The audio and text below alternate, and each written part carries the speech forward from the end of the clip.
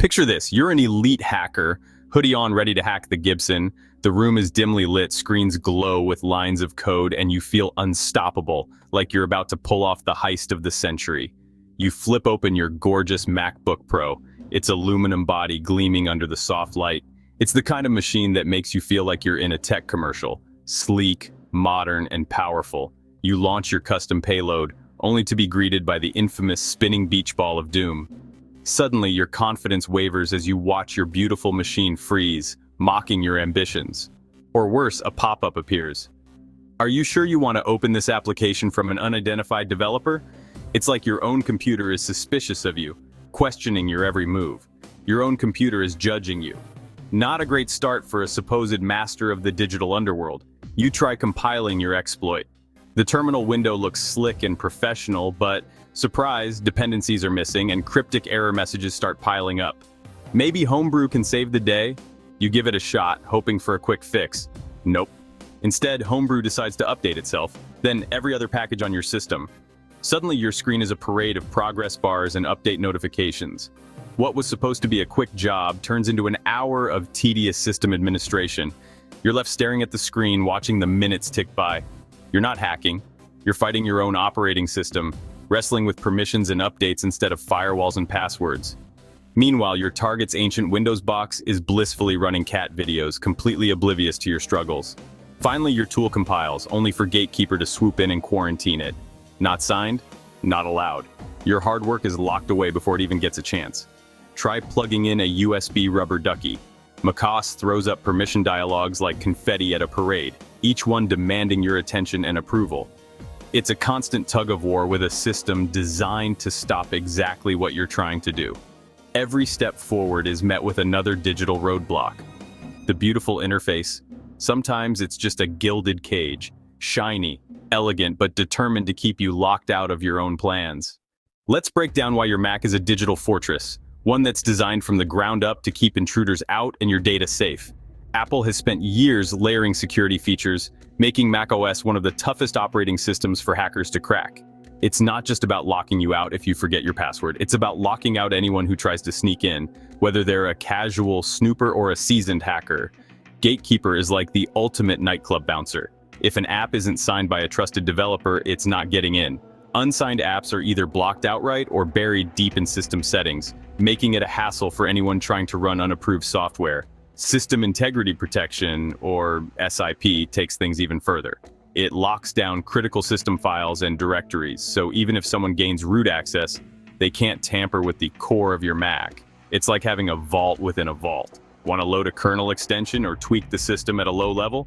Prepare for a tedious process. You'll need to reboot, disable SIP, and then reboot again. And yes, you have to repeat this every single time you want to make a change. Kernel access? Forget it. Apple's locked it down with strict entitlements and digital signatures that are nearly impossible for most independent researchers to obtain. Only Apple and a select few partners get the keys to the kingdom. The philosophy is clear. The kernel is ours. Peasants, stay out. It's fantastic for security, but if you're a hacker or a security researcher, it's a nightmare. And then there's sandboxing.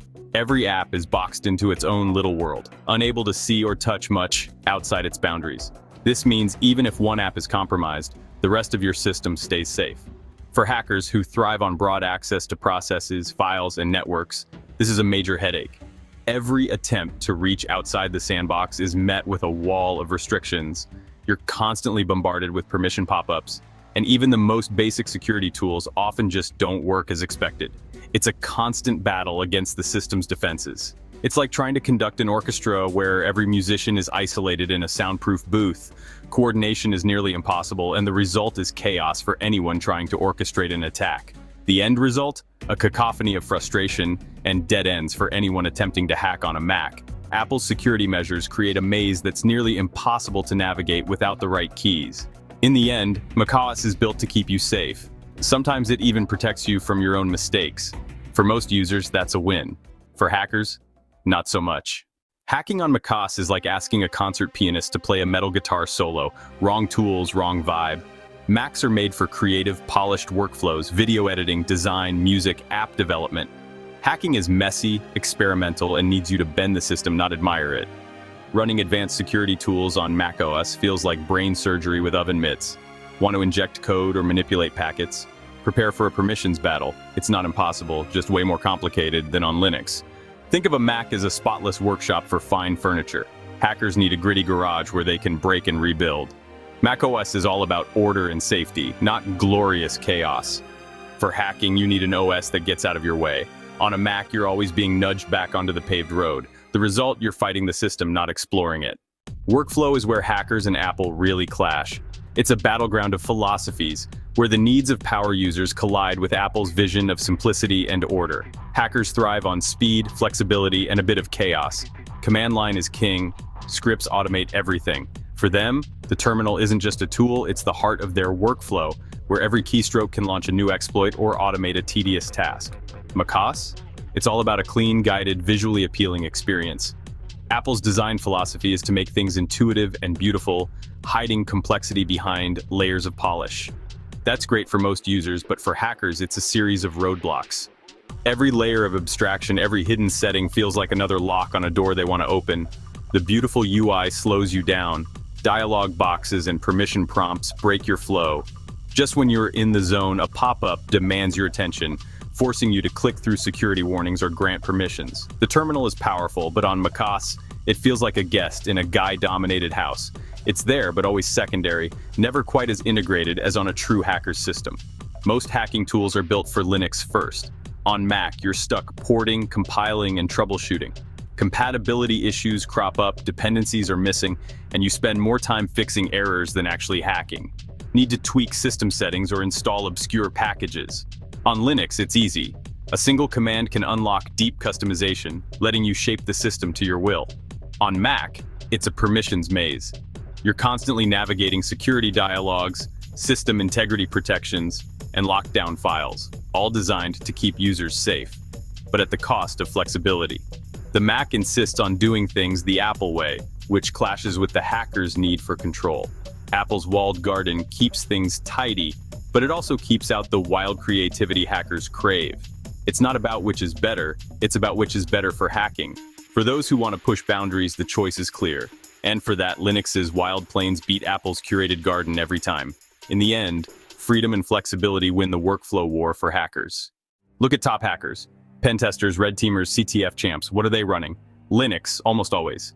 Kali, Parrot OS, these are arsenals, not just operating systems. Hundreds of tools, pre-installed and ready. Linux offers control, flexibility, and compatibility. Most security tools are built for it. On macOS, you're stuck compiling, hunting dependencies, and fighting quirks. Pros don't have time for that. They need tools that just work. It's like a race car driver showing up with a luxury sedan. Wrong machine for the job. Serious hackers pick purpose-built Linux distros. The kernel is open, the tools integrate, and nothing gets in your way. For hackers, Linux is the weapon of choice. Macs are for something else. So what Mac's good for? Plenty. For creatives, video editors, designers, musicians, Macs are champions. The hardware, software, and display quality are top-notch for creative work. Developers love the Unix-based, robust terminal, and polished UI. Great for coding apps, not hacking them. Macs are also status symbols. Walk into any coffee shop and you'll see a sea of glowing Apple logos. The build quality and user experience are excellent for everyday tasks. Browsing, email, photos, documents. It's a premium product for users who value design and simplicity. The point isn't to bash Macs, they're fantastic for their intended audience. But hacking isn't on that list. Macs are built for creating, not deconstructing. Their focus on protection is admirable, but it's the opposite of what hackers need. macOS doesn't just lack hacker features, it actively works against you. The whole OS is designed to prevent unauthorized access and modification. Great for user safety, but a nightmare for offensive security, debugging or inspecting processes. macOS blocks you with entitlements and signatures. Frequent updates and tight hardware-software control mean your tools can break overnight. The OS is a moving target, always patching and evolving. Notarization and app scanning make distributing custom tools a pain. macOS is a walled garden, safe, curated, and restrictive. Hackers can use Macs, but it's the path of most resistance. Apple's security focus is a headache for hackers, and that's by design.